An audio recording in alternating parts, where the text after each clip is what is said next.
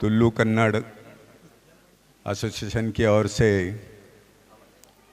ये कार्यक्रम का आयोजन किया गया है। मैं अपना सौभाग्य समझता हूँ आज इस कार्यक्रम में सुजीत ने मुझे निमंत्रित किया है। या देवी सर्वभूतेषु शक्ति रूपेण संस्थिता नमो तस्य नमो तस्य नमो तस्य नमो नमः। हमने हर साल इस कार्यक्रम का आयोजन होता है। यहाँ पर बड़ी संख्या में माताएं यहाँ पर बैठी है और वास्तविकता इस कार्यक्रम का जो थीम है वो थीम को साकार करने वाली माता है। ये सारी मातृशक्ति यहाँ पर बैठी है। मैं आपका धन्यवाद तो नहीं दूंगा, लेकिन आयोजकों को जरूर धन्यवाद इसीलिए देता हूं कि आप सारे लोगों को एकत्रित आकर अपने कर्नाटक का जो दृश्य है, अपना कर्नाटक का स्मरण है, अपनी जो संस्कृति है, अपना जो कल्चर है, आपने उसको पुनर्जागृत किया है। आपके मन में भी ये आता होगा कि हम खेती में कैसे काम करते थे, कैसे ये बीज लगाते थे खेतों में, जिस प्रकार का ये धान्य यहाँ पर जो दिखाया है आपने, ये बड़ा अटपटा सा तो नहीं लगता है, लेकिन मन में एक ऐसा लगता है कि कहीं मैं गांव में तो नहीं हूं। ऐसा भी प्रत्यक्ष एक दृश्य यहां आयोजित किया गया है। और हम लोग जानते हैं ये श्रावण मास है, ये भक्ति का मास है, ये शक्ति का मास है, ये साधना का महीना है और ध्यान का महीना है।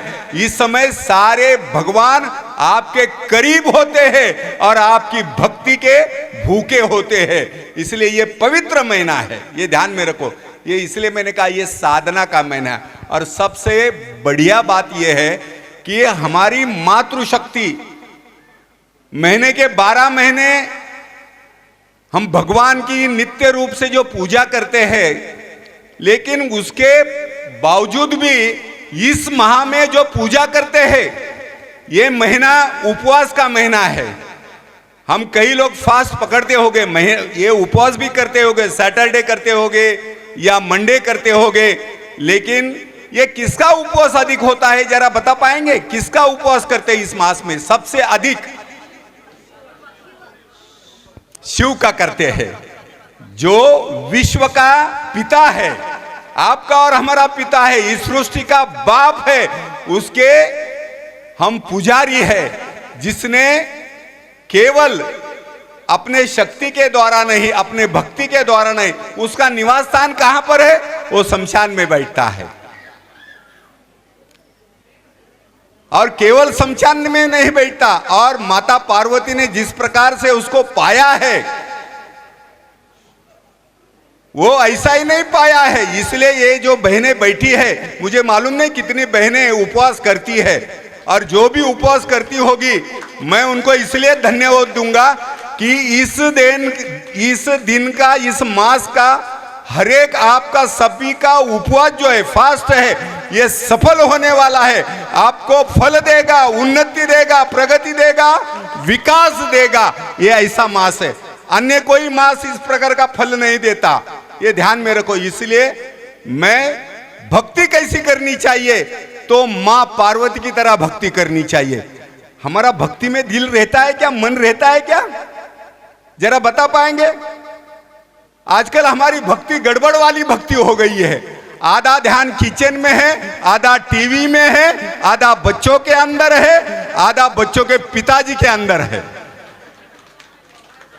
हमारा। इसलिए कई बार मैं आपको इसलिए बताता हूं कि पूजा करते समय हमारा ध्यान कहां होना चाहिए? तो भगवान के अंतरात्मा में हमारा ध्यान होना चाहिए। इसलिए मैंने माता पार्वती का नाम क्यों दिया? वो तपश्चर्या, घोर तपश्चर्या, और ऐसी तपश्चर्या नहीं है। इसलिए जो पार्वती कहती है वो शंकर सुनता है। वो क्यों सुनता है? तो उसको मालूम है ये तपश्चर्या है, ये निकल जाएगी। डरता है शंकर, सबसे दुनिया का मालिक मैं इसको बोलता हूं। वो किसको डरता है? माता पार्वती को डरता है। क्यों डरता है? ये तपश्चर्या है, हट्टी है, ये बहुत जिद्दी है। ये माता का एक ऐसा रूप है। भले तुम कितना भी, हम बोलते हैं ना, वो दुनिया कितना भी दुनिया घूम लो, वो मुर्गा रहता है ना, दिन भर घूमते रहता है, लेकिन शाम को आना ही पड़ता है। वैसे हमारे भाइयों को आप कितना भी बाहर घूमने दो, ये शाम को आप ही के पास आएंगे। उसका कारण क्या है? ये आपकी तपश्चर्या है, ये आपकी साधना है, घर के प्रति आपका लगाव है, आपका प्यार है घर के प्रति, अपने बच्चों के प्रति आपका प्यार है। इसलिए मैं माताओं को इसलिए धन्यवाद दूंगा। और जिस प्रकार से यहाँ पर हमारे भाई बैठे हैं, आज यहाँ पर जो गेस्ट आए हैं, मैं केवल ये महीने में हम सबको मालूम है ये शुभेच्छा का महीना है, श्रावण का महीना है। ये महीने में पवित्र कार्य किया जाता है। ये महीने में हम जो भी मांगते हैं वो परमात्मा हमको देता है, ये ध्यान में रखो। और इसी महीने में हम यहां पर क्यों आए हैं? मैं पूछना चाहता हूं माताजी, ओ माताजी जरा 2 मिनट, मैं आपकी बात कर रहा हूं। मैं वक्ता इस नाते से नहीं बोल रहा हूं, मैं किसान हूं, मेरे घर में खेती होती है, और इसलिए हम केवल भोजन के लिए आए हैं क्या? हम भोजन के लिए नहीं आए हैं। ये भोजन तो हम अपने घर पर भी बना, ये सामूहिक रूप से भोजन करना ये एक साधना है, ये ध्यान में रखो। हम सारे लोग एकत्रित आकर भोजन करते हैं, ये भोजन नहीं है, एक सामाजिक शक्ति है, ये राष्ट्र की एकात्मता है, इस समाज की एकात्मता है। और कर्नाटक में वो एकात्मता, कर्नाटक ये छोटा प्रांत नहीं है, कर्नाटक के अंदर हिंदुस्तान का सबसे बड़ा तपश्चर्या अगर कहां पर होती है शिव की, तो कर्नाटक में होती है, ध्यान में रखो। ये काशी है, ध्यान में रखो। अभी मुझे संजीव अन्ना ने बताया ये परशुराम की भूमि है। ये परशुराम क्या है? इसलिए ये सारे हमारे ऐसे भगवान है। इसलिए इस महीने में हम इसको पवित्र इसलिए मानते हैं कि हम उपवास करते हैं। ये जल पवित्र है, ये वायु पवित्र है, यहाँ का हर कण पवित्र है। इसलिए ये पवित्रता की हम पूजा करते हैं, हमने ध्यान में रखना चाहिए। हम फेस्टिवल करते हैं, लेकिन हमको उसके पीछे का अर्थ मालूम नहीं है। श्रावण का महीना है, क्यों श्रावण का महीना है? भगवान शिव की पूजा क्यों करनी है? हनुमान जी की पूजा क्यों करनी है? आप कितने लोग ऐसे जिन्होंने रामायण पढ़ी है, महाभारत पढ़ी है? जरा हाथ ऊपर करिए। ये दुर्भाग्य है मेरे बहनों, ये दुर्भाग्य है। आपकी सुंदरता देखने यहां पर मैं नहीं आया हूं, ये ध्यान में रखो। मैं हजारों बहनों को बचाया हूं, और जिसके कारण मेरी बहनें बिगड़ी, लोगों ने भगा कर ले गया, उसके ऊपर बलात्कार किया, अत्याचार किया, उसका कारण है वो बहनों ने कभी रामायण नहीं पढ़ी, महाभारत नहीं पढ़ी, ये ध्यान में रखो।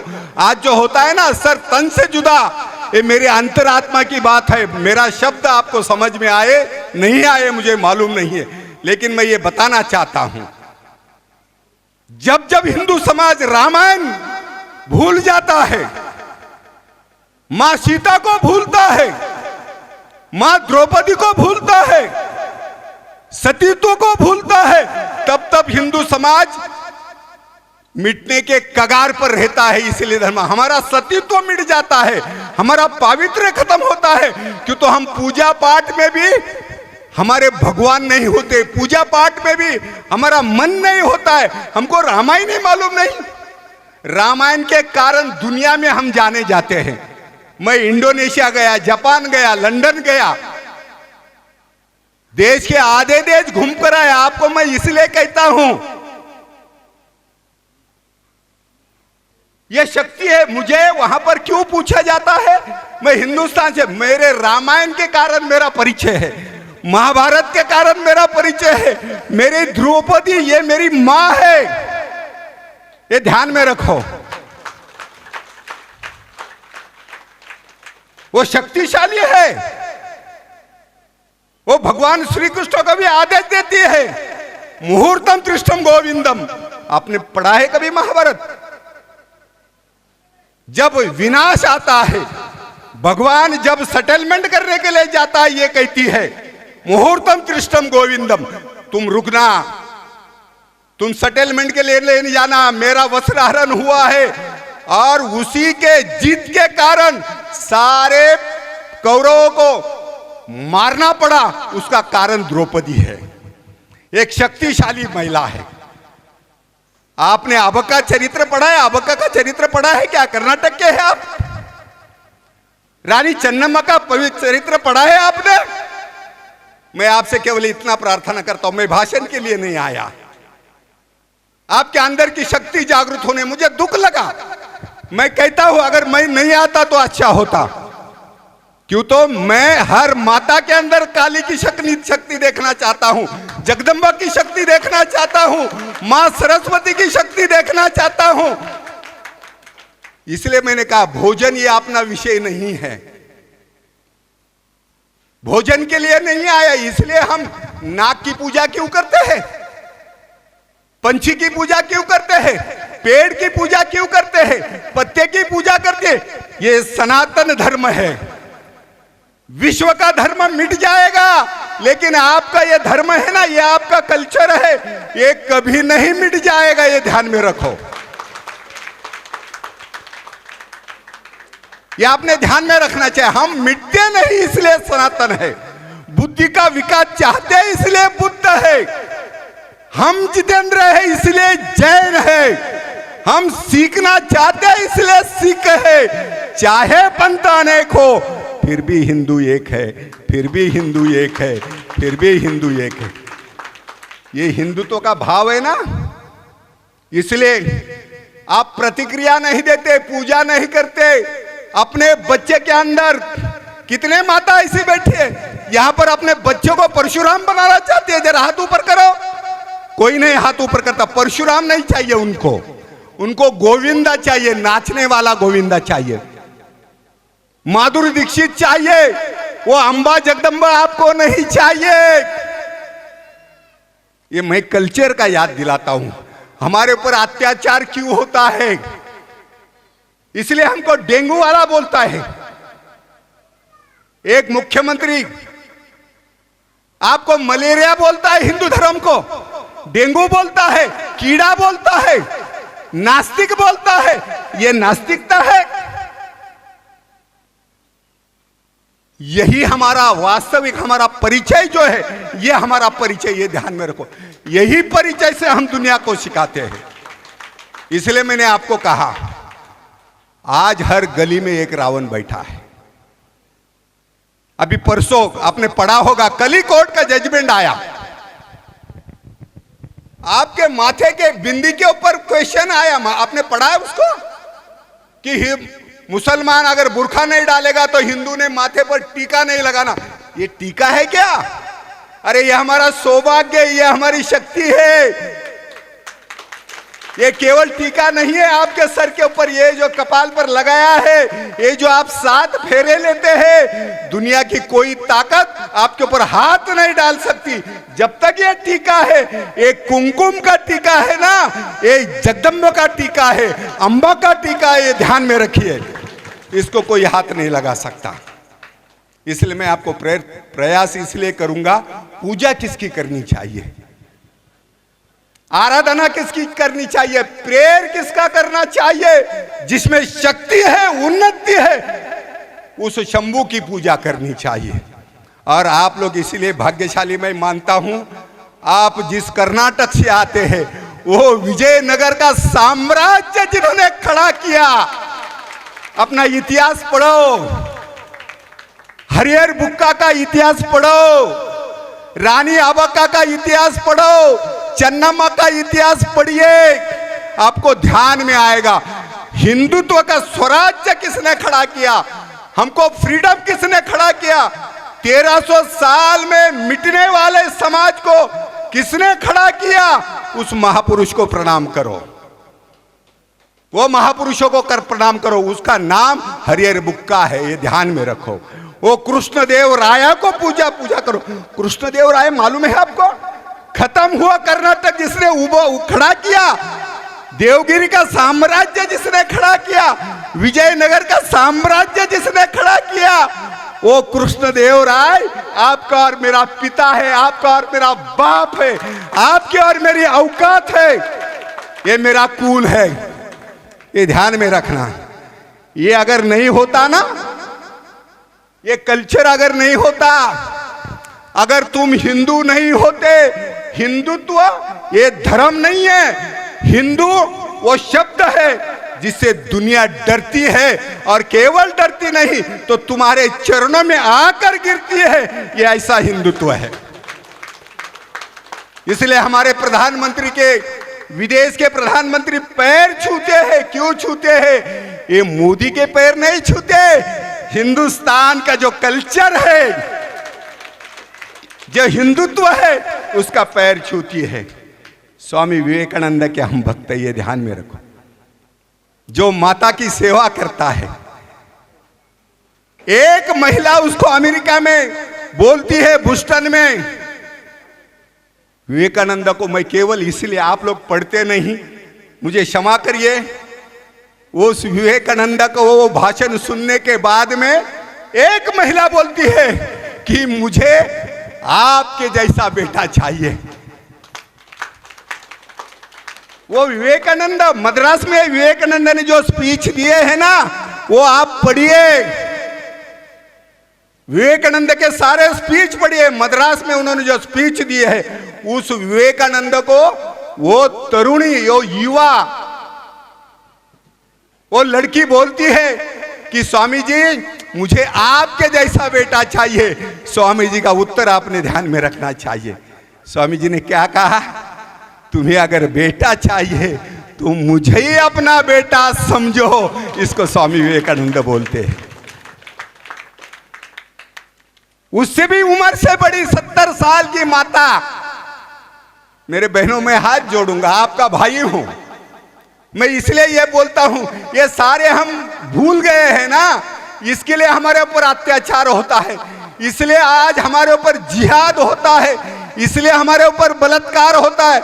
वो 70 साल की बूढ़ी बोस्टन के बाद में 4 दिन के बाद में 70 साल की वो महिला फॉरेनर स्वामी विवेकानंद को कहती है कि मुझे आपके अंदर मेरा पिता याद आता है। एक शादी करना चाहती है और दूसरी उनसे भी उम्र से कम है। वो क्या कहती है? मुझे आपके अंदर मेरा पिता याद आता है। केवल पिता याद नहीं आता, ये आप लोगों ने ध्यान में रखना चाहिए। मुझे केवल फादर आपके अंदर नजर नहीं आता, तो मेरी इच्छा ऐसी होती है कि आपके गोद में सर रखकर मैं सो जाऊं। ऐसा मुझे आपके अंदर मेरा पिता ध्यान में आता है। ये मेरा विवेकानंद है, ये मेरा हीरो है। मेरा हीरो नहीं है, आपका हीरो है, हिंदुस्तान का हीरो है, इस धरती माता का वो ऐसा पुत्र है। जब देश के ऊपर संकट आया, उसने क्या कहा? मुझे नाचने वाले सन्यासी नहीं चाहिए, मुझे धर्म योद्धा चाहिए, लड़ने वाले सन्यासी चाहिए। उन्होंने इस धर्म को जगाया, उसने इस धर्म को बढ़ाया। इसलिए मैंने कहा अगर ये हिंदू तो मिट जाएगा ना, तुमको ये इस्लामिक कंट्री, ये कम्युनिस्ट नोच नोच कर तुमको खाएंगे, ये ध्यान में रखो। और इसलिए मैं केवल इसलिए आपको कहा कि ये बैनर अगर हट जाएगा, हिंदुत्व का बैनर हट जाएगा, ये जो आपने लगाया है ना, ये अगर निकल जाएगा ना, लोग बुरी तरह से आपको मारेंगे। आज बांग्लादेश में देख रहे हैं आप लोग, अरे जिसको खिलाया पिलाया हमने, ये अपना कल्चर है, जिसको खिलाया पिलाया जिनको हिंदुस्तान में आने दिया 8 करोड़ बांग्लादेशी आज मुफ्त की रोटी खाते हैं और हमारे मंदिर को तोड़ते हैं, हमारे बहनों के ऊपर अत्याचार करते हैं, उनको नोचते हैं, उनको खत्म करना चाहते हैं। क्या गुनाह है मेरे बहनों का? बताइए जरा, क्या गुनाह है उनका? वो हिंदू है, ये गुनाह है उसका? वो राम कृष्ण का जाप करती है, हनुमान जी का जाप करती है, मंदिर में पूजा करती है, ये उसका गुनाह है? ये उसका पाप है? मेरे भगवान की पूजा करने का भी पाकिस्तान में तुमको अधिकार नहीं है। हिंदुस्तान में जो अधिकार है वो बांग्लादेश में आपको अधिकार नहीं। मैं इसलिए केवल आपको इतना ही कहूंगा कि ये जिहाद जो है ना 1300 साल, मैं इसलिए कृष्णदेवराय को सलूट क्यों करता है, हर हर बुक्का को मैं सलूट क्यों करता हूं? 1300 साल जिसने यहां पर मलिक अंबर की सत्ता जमीन में गाड़ के रख दी, ये वो हर हर बुक्का है, ये ध्यान में रखो। हिंदुत्व को जिसने जिंदा किया 1300 साल, छत्रपति शिवाजी महाराज ने 1600 के बाद में जिंदा किया, लेकिन हिंदुत्व को पहली बार किसने खड़ा किया होगा, उसका नाम हर हर बुक्का है, ध्यान में रखो। उसका नाम कृष्णदेवराय, ये आपने ध्यान में रखो। मैं ये फर्क बताया आपको। इसलिए जिसने जिहाद को मिटा दिया, जमीन में गाड़ दिया, उसका नाम हर हर बुक्का है। इसलिए मैं आज आपको प्रणाम नहीं करने आया, आप सबका दर्शन के साथ में उस महापुरुषों को मैं याद कर रहा हूं, उनको नमन कर रहा हूं, उसको प्रणाम कर रहा हूं। क्यों? आपसे इतनी विनती है, मैं 2 दिन के बाद कर्नाटक जाने वाला हूं। मुझे बार बार कर्नाटक बुलाया जाता है, लेकिन मैं आपको केवल इतनी प्रार्थना करूंगा, ये टीका बूझने नहीं चाहिए, ये रुक्मिणी का टीका है, ये ध्यान में रखो। और मांगना है तो भगवान से ये मांगो। क्या मांगना है? आज यहां से जाने के पहले ये सारे भगवान के पूजा में क्या मांगना है, इतना तो करना स्वामी।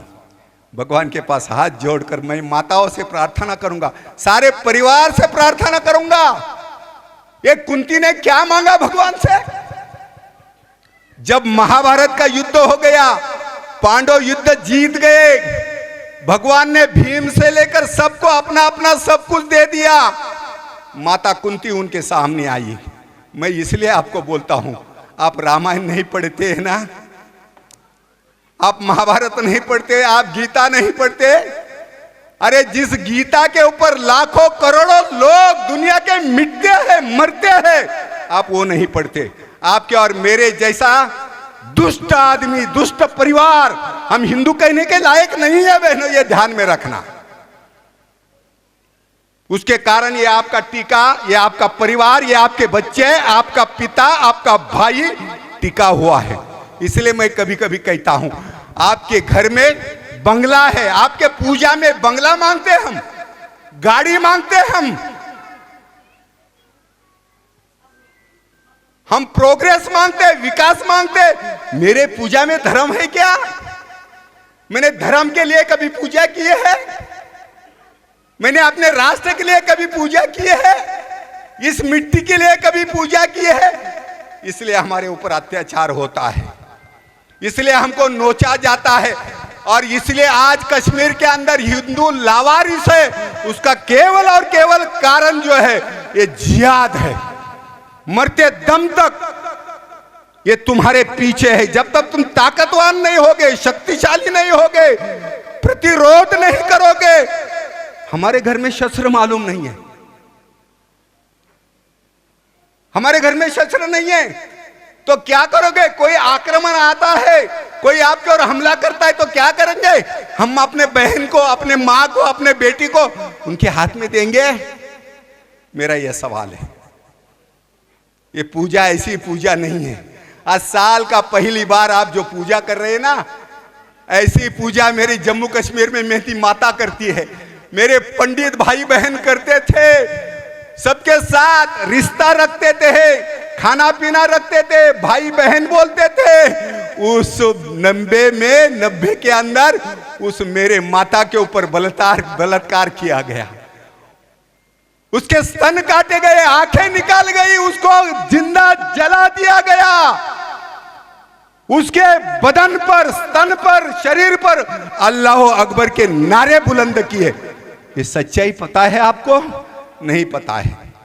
एक कल हमारे घर में आने वाली है। मैं ये इसलिए ये हृदय से बोल रहा हूं, मेरी माताएं पीछे बैठ के हंस रही है, क्यों तो अब तक उनके घर पर वो संकट आया नहीं है। इसको जिहाद बोलते हैं।